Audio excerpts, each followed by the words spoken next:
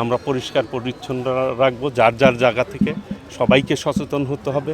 সবাই মিলে এই টাঙ্গাইলকে সুন্দর করব অভিযান এই ডিসি লেক আমি উদ্বোধন করে দিলাম। আগামী যে কয়দিন লাগে পর্যায়ক্রমে যে কয়দিন লাগে ওই কয়দিন আমরা এই সম্পূর্ণভাবে পরিষ্কার করে তারপরে আমাদের কর্মসূচি শেষ হবে। ধারাবাহিকভাবে আজকের আমরা উদ্বোধন করে দিলাম, এটা চলবে ইনশাল্লাহ।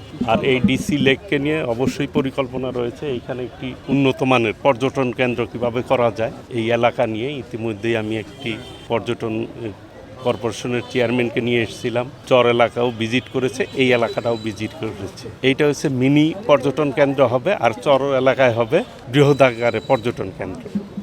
আমি নির্বাচনের পূর্বে বলেছিলাম যে টাঙ্গাইলের একটি পর্যটন জোন কীভাবে করা যায়, সেই লক্ষ্যেই কাজ শুরু করেছি। বাকি আল্লাহ ভরসা, আল্লাহ রহমতে ইনশাল্লাহ সকলের দোয়া থাকলে আমাদের সর্বোচ্চ আন্তরিকতা চেষ্টা রয়েছে এবং এই চেষ্টা অব্যাহত থাকবে যতক্ষণ পর্যন্ত আমরা সফল না হই। আমরা কাজ করে দিব, যেটি আমাদের মাননীয় প্রধানমন্ত্রী বলে থাকেন, করব কাজ গর্ব দেশ সবার আগে বাংলাদেশ।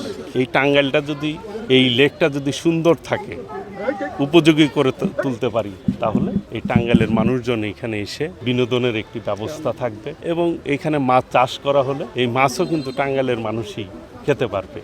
সব মিলিয়ে একটি সুন্দর পর্যটন কেন্দ্র কীভাবে গড়ে তোলা যায় এবং শহরটাকে আমরা পরিষ্কার পরিচ্ছন্ন রাখবো, যার যার জায়গা থেকে সবাইকে সচেতন হতে হবে।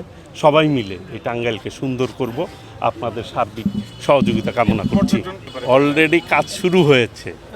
প্রশাসনিক যে কাজগুলি চেয়ারম্যান সাহেব ঘুরে যাওয়ার পর থেকে তিনি শুরু করে দিয়েছেন, কিভাবে এটিকে করা যাবে এবং ডিজাইন ড্রয়িং করা এবং এর বাইরে এইটাকে দৃষ্টিনন্দন করা, একটি পর্যটন কেন্দ্র করা, এই শহরের মানুষদেরকে যাতে বিনোদনের সুযোগ থাকে, সব ধরনেরই প্ল্যান রয়েছে।